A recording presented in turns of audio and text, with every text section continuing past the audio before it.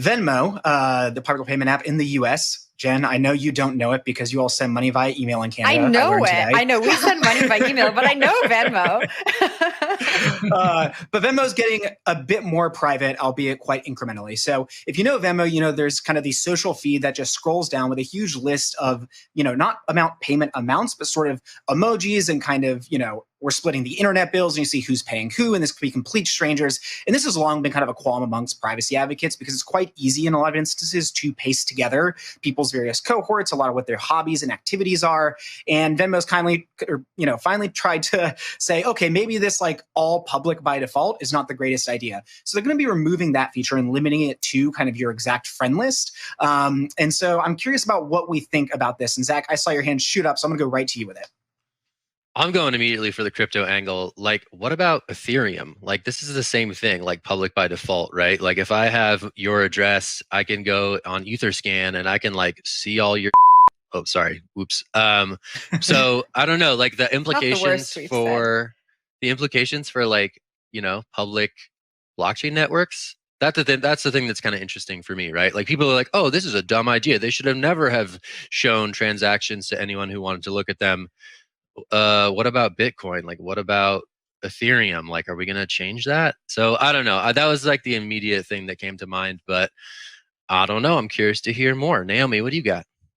Yeah, I will just reiterate, this is why privacy coins and privacy on existing blockchains is so important. You're already seeing a bunch of blockchains roll out like, ZK Snarks or ZK rollups, whatever, on Ethereum, Tezos, they're exploring this. Different chains are realizing that they need a privacy layer. You've got, Bitcoin and Lightning Network, different teams are experimenting with that too, but it needs to hurry up. It needs to go faster. Like the second tweet that Hal Finney ever tweeted after he said running Bitcoin was about how do we add privacy to Bitcoin. This was back in 2009. And so it's now 2021 and we still have these public blockchains where you can type in things and just get so much information about how much money is in people's accounts. It's not the greatest way to run things. So I agree with Snowden when he said, what's taking so long about adding privacy as like this fundamental part of cryptocurrency usage. Personally, that's why I think that privacy coins are the future because they add privacy to the full stack. It's not just adding it to a layer on top. It's integrating it from the base up, which is so much better. But any privacy is better than what we have now. So whatever people do, just, I really encourage improvement in this space. It's really important.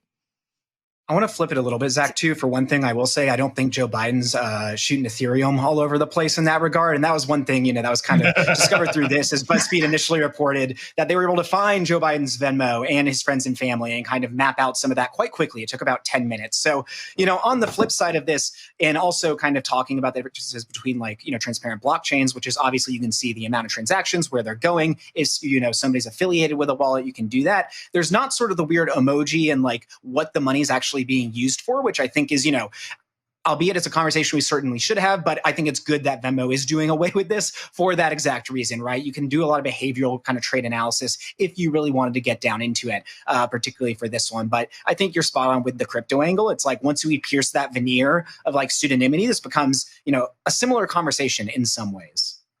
But it's not only... Zach, just quickly before you go, it's not only about the emojis. It's the fact that people who were using the app didn't know that these settings were turned on. They were automatically turned on. And I think for just your everyday general user, that goes against a lot of the privacy acts. Yeah, that makes me mad too. I kind of like so the I think that's a major difference.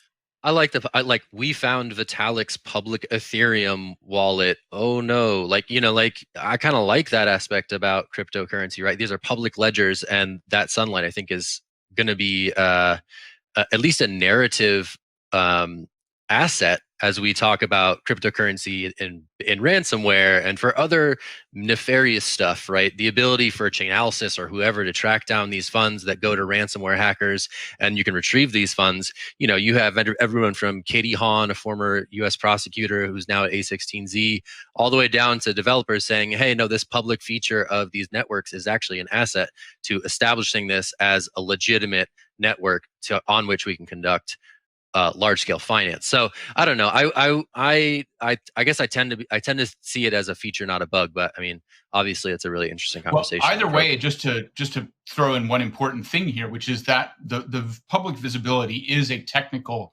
requirement of certain networks and how they work, and that's why adding privacy is such a challenge. Because for if you want to be Bitcoin and have a fixed coin supply, for example, you can't. It's harder to have secret transactions if you're trying to keep track of the coin supply. So just to put that out there, people who are into crypto already know that, but that's one of the reasons why we've gone so many years without an upgrade for certain networks.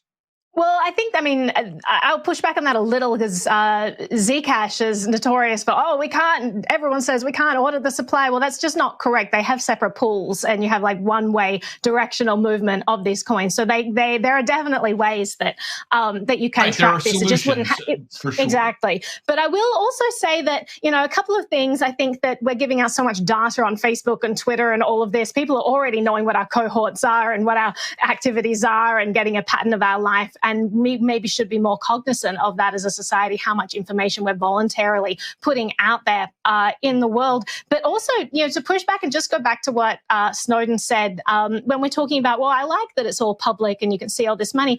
I would like that if it were the government. Like if I could say exactly where my taxpayer dollars were going and could see that they're going directly into the pockets of X and such politician, that would be great. As Snowden phrased it, it's the idea of public officials and private citizens. But at the moment, we have this inverse where we have the surveillance of the entire nation and it's completely opaque what's going on with government and all of the under the table deals going on. I would definitely love to see that reverse. So if we can have them start using these public blockchains and having everything visible, that would be a wonderful, wonderful step for transparency.